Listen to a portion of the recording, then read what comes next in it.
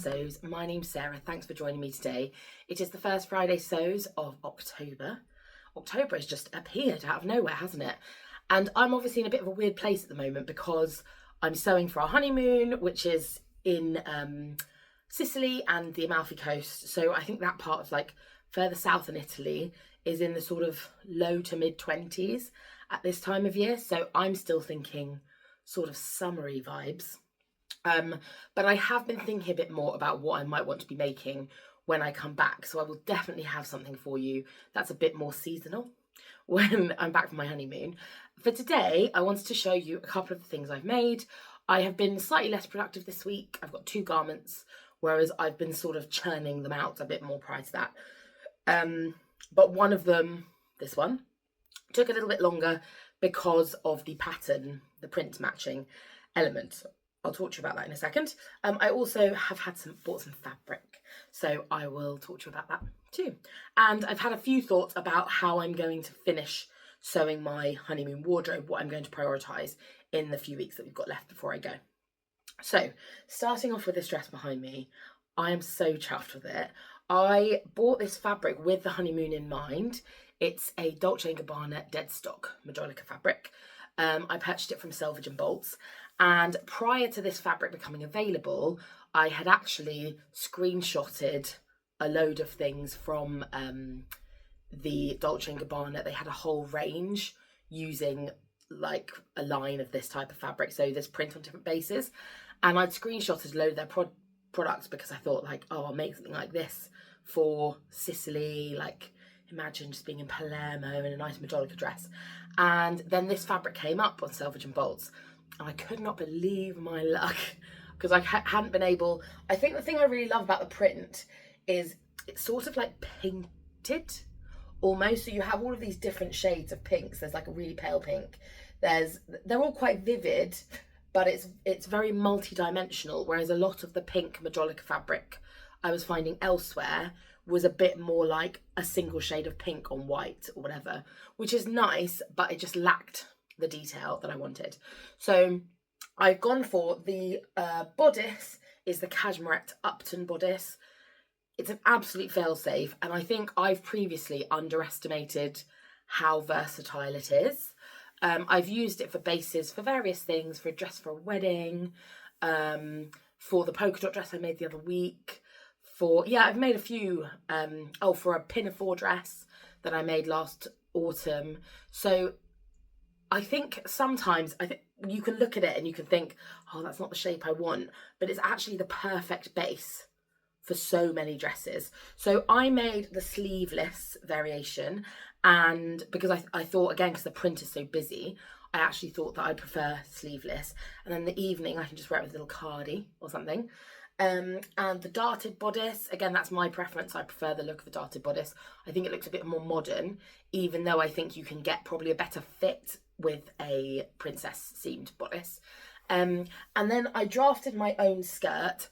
I often do this, I've said this before, because sometimes I want a bit more volume, or sometimes I don't have as much fabric. I think a lot of dress patterns, they really overestimate the amount of fabric you need for skirts. And then I never end up making those because I don't want to buy 5 meters, 6 meters of fabric. So, so I tend to just make a skirt based on what I have left. With this, there was a little bit more jiggling that I had to do because of the print, so getting it to be symmetrical. So I'm pretty pleased with how this has turned out down the centre. I used this pattern here for the waistband, which was on a strip that ran along the selvage. And I also cut the skirt pieces on the cross grain. So this skirt is made up, it's just a gathered skirt, and it's made up of 3 pieces. And I cut it on the cross grain because there was a nice sort of border print along the selvage that I wanted to use. This is a lovely cotton fabric. I'm obsessed. I'm so thrilled with how this dress has turned out. And I'm pleased that I finally cut into it because I'd sort of loved the fabric so much that I've been a bit scared to cut into it, and I'm pleased that it's turned out nicely. The bodice is lined just with a plain white cotton. It's just very simple on the inside, and it's got a nice zip up the back. I'll put a picture of the dress on the mannequin here so you can sort of see the full length look. I've also discovered that my other Majolica fabric is Dolce & Gabbana dead stock too, which I didn't realise. I thought it was a sort of a copy. And then, this is a really unpleasant story, but well, it's not that unpleasant, but so basically, Nala, when I was out of work the other day, our dog sitter, our friend who looks after her, came to the house like a couple of hours after we'd left, and she had managed to shut herself in the sewing room, even though the sewing room door was shut, so I don't know how she got in there. And she had weed on my Majolica fabric, not this one, the other one. So they chucked it in the wash and everything like that, and I have to say, it's looking fine, and it doesn't smell of dog wee, so we're winning. But I was hanging it out to dry, and some of the little tiles have like Dolce & Gabbana written in sort of like a handwritten print. Yeah, which I didn't realise. So I can make another Dolce & Gabbana inspired dress with that. I'm thinking with that one of doing an Upton, but of having big bow straps. So that was another dress I was going to sort of batch make them, but because of the wee incident, that one's been pushed back to this week. Yeah, it's just having pets, delightful. So that's one of the things I've made and I'm really thrilled with. And yeah, just the Upton, it's a great pattern. And then the other dress I've made is a Minerva brand ambassador project. Now I might take this on holiday with me, or I might not. I'm not sure, but it is the Sicily slip dress, which is a pattern by Mason. It's by Mason, so by Mason is the name of the pattern company. I'll pop a picture of it on the mannequin here. It's a really quick sew. Minerva have recently, so most of you will probably know, they have their own exclusive prints that they print on different fabric bases, and sort of throughout the year they will release their prints on a new base. And recently they've released a whole range of silk fabrics. So I really wanted to work with a silk for like a bias cut dress, and so I requested this print. Now I didn't realise, or I didn't notice when I ordered it, that it has snails on. I'm not technically haunted by snails. I'm a bit haunted by slugs, and snails are just dangerously close. Because when we bought our house, there was a major damp problem and the house was infested with slugs. So, yeah, so when I noticed the snails, I was a bit like, am I going to hate this? But I've sort of grown to like them. They're drawn in this cute little mosaic way, and I think they're subtle enough on the dress. I shared a picture of it in this WhatsApp group I'm in, and the snails drew very mixed feedback. So I think some people are going to hate them because of the snails, and some people thought the snails were really cute. So it just depends on your taste. But yes, the fabric was lovely to work with. It's like a, what's it called? Like a silk crepe. So it's got a little bit of texture, so it's not like a super slippery silk. You do have to make this dress cut on the bias. So I think I prefer it to be a bit longer, but I don't think I could have got the length without having to change the angle of the pattern piece on the fabric. Yeah, so I don't know how you do that. I don't know if I've seen some of these sort of bias cut dresses where they have like almost another tier that's like on a diagonal, do you know what I mean, that goes down. So I don't know if that's what you'd have to do, or if you just maybe have to look out for wider fabric. I don't know, but or you know what, Nina Lee has released a pattern today for a bias cut dress that has a waist seam. So I think with that you could obviously then cut the skirt on the bias and you'd have more, the whole length of it could be skirt rather than it being the bodice and the skirt have to fit into that on the diagonal. But no, I love this pattern. It's really, really quick to sew up. The finish is nice and the little cowl-like thing is cute. It's not the most size inclusive, but like I think I fit into the top size. I think I cut it out ages ago, so I can't remember. But yeah, but it's a nice pattern, definitely. And I think this will be like a layering piece, so I'll wear it with a cardigan or with like a top underneath in the autumn. And yeah, I think it's a nice shape. So again, if you've maybe not worked with made a bias cut dress before, you could either go for the skirt option, but I know some people don't really wear skirts.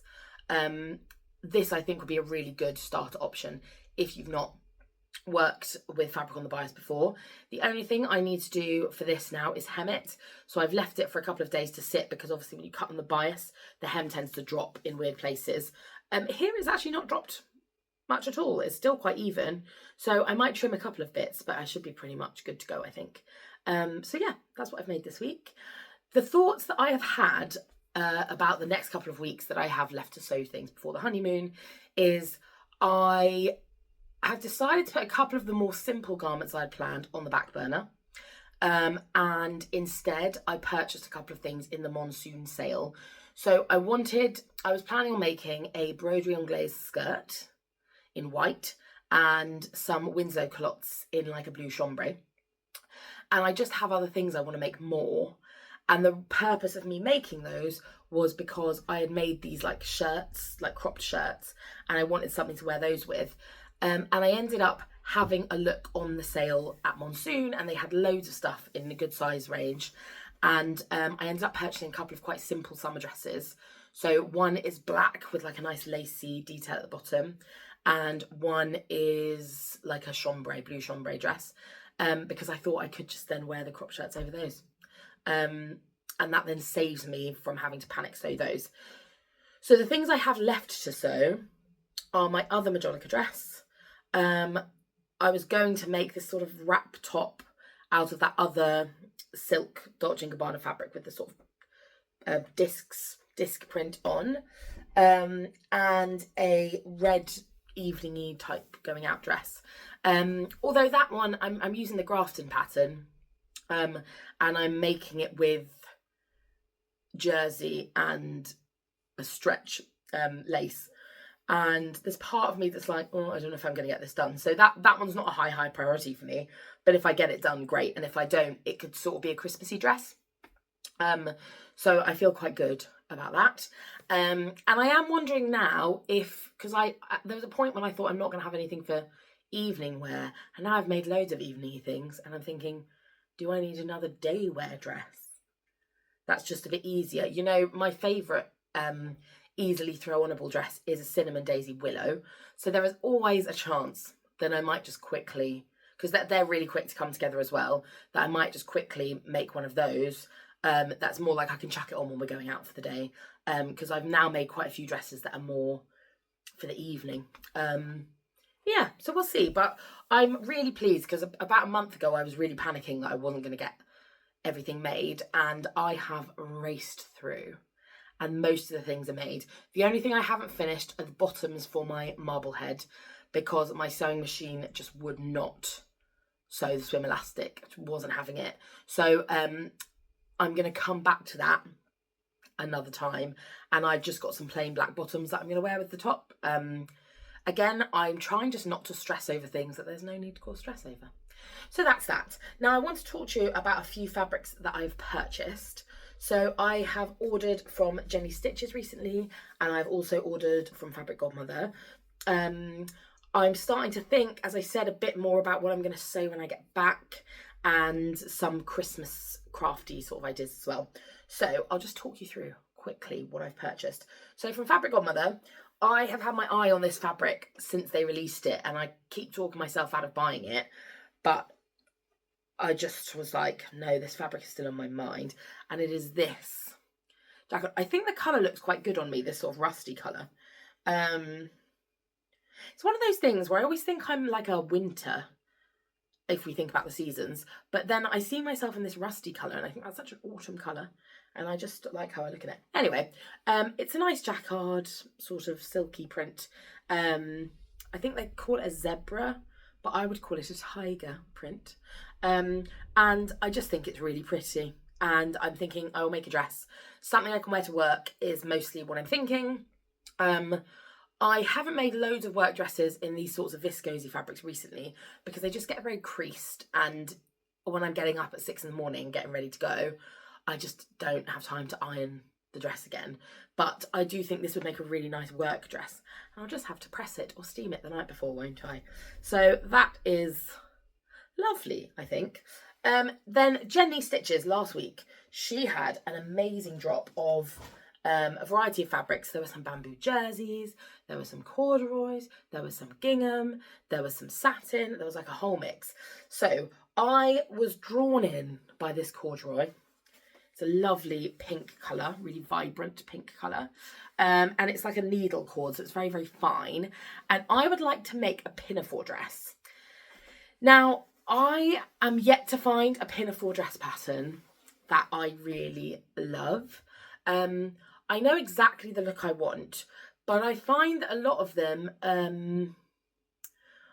are like really fitted around the tummy area, or they have like a really full skirt, and I don't want either of those. I want one that's sort of fitted but skimming, if you know what I mean. So I want the outline of the skirt. I want the skirt to be short-ish, and I want it to be like quite close to the body, not loads of volume. And I want there to be a waist seam. So that's what I'm looking for, and I'm just not finding that in any size range that will work for me. So there is, the other option is that I sort of use a dungaree pattern that I've got, maybe use the top part of the dungarees, and then I just draft the skirt myself. But like, I'm not an expert at doing those sorts of things. So I would rather, with this shape where you can't really just do a big gathered skirt or whatever, I would rather have a pattern to work on. So if you know of a really cute dungaree dress, and I do want it to be specifically a dungaree dress, I mean, I could make a pinafore dress. I could, but at the moment, dungaree dress is what I'm looking for. So if you know any size inclusive dungaree dress patterns, let me know. The other fabric I couldn't resist getting was some bamboo jersey because it's so soft. And so I got this lovely red bamboo jersey, which again, I might make something with the Grafton pattern. So that's the cashmerette. It's sort of like the stretch version of the Upton. And it has lots of dress and top variations with different necklines and sleeves and cuts and things. So I'm thinking I might make something with that. But it's just super soft and vibrant. She has this and the cotton corduroy in like a variety of colours. So if I've obviously gone for like really subtle, bright pink and bright red, but if you're into more muted colours, she really does have a good mix of colours. So it's worth having a look. And her prices, I always think, are super reasonable for what, for like the quality. So yes, then if we talk about Christmas, I purchased some crafting cottons from Jenny. She doesn't do loads of crafting cottons, but I think around Christmas she normally gets some in. And we this year are hosting some of my family and then possibly my little brother's girlfriend and her dad for Christmas dinner. And I wanted to, we don't have loads of space, so it's going to be quite cramped, but I think it's going to be really nice. And Nathan's a really good cook and he's got this nice oven now and stuff, so I think we really wanted to like have it at ours. And I thought I'm gonna make little double-sided Christmas napkins for people as like a little mini gift, and then I'm gonna do a nice little ribbon with a little tag for each person, just so that they have their own and then they can take that away. So I've bought a selection of fabrics here that I think will pair nicely together. So these are for the little napkins. So we have, this was my favourite one. So it's got lovely stags on it. It's a nice sort of, I'd say like a dark sagey green colour. So that's one. And then to go on the back of that will be Christmas trees. Again, very pretty. So that will go on the back of the stag napkins. And then I could not resist the other set of napkins, which will have doggies in the snow. And then on the back, they will have these little Christmas stockings. So I think that's going to be really cute. Some really nice little gifts. I also have from next year, let me just grab this because I knocked it on the floor. I picked up a Christmas fat quarter bundle. It's Liberty, and I picked it up in the John Lewis post-Christmas sale. And this has a few, let me see if I can get them out, a few really pretty Christmassy prints, again in like quite non-traditional Christmas colours, which I like, so it's not all sort of red and gold. So there's this one with the little houses and the snow. There's Christmas crackers. There's gingham, presents, and baubles. Okay, that's going to be it for me today. I hope you've enjoyed the catch up.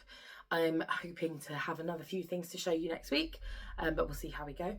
And yeah, thanks for tuning in. I hope you've got some nice sewing plans over the weekend, and I will look forward to catching up with you soon. Okay, bye.